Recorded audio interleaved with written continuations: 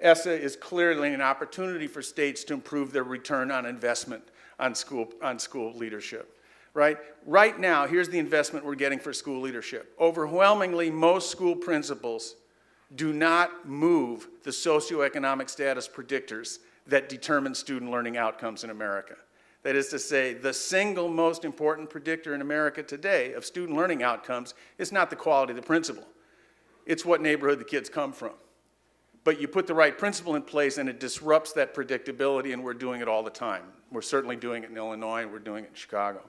We know that with few exceptions, great principals are not born, they're made. People aren't born with the ability to be good principals. They had to learn it. Unfortunately, if we don't intentionally create programs for it, they are statistically insignificant.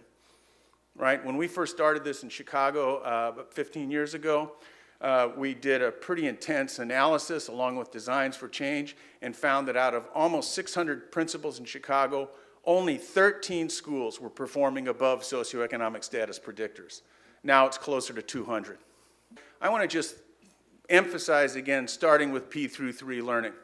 Most principals do not know how to put in place a preschool through 3 learning community, right? Principals even do things like put their weaker teachers at the lower grade levels before grade 3 because grade 3 is when the testing starts. I mean, that's just a recipe for failure. The P through 3 nexus of preschool through grade 3, you can increase the number of kids operating at grade level literacy tremendously if you know how to create school organizations at the P through 3 level.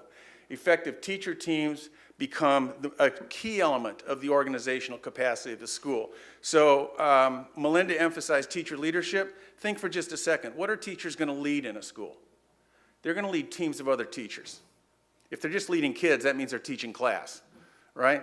If you want to have teacher leadership developed, which is, our finding is it's essential to develop teacher leadership to really have schools overcome socioeconomic barriers, then you need to have teams of teachers addressing the priorities of the schools.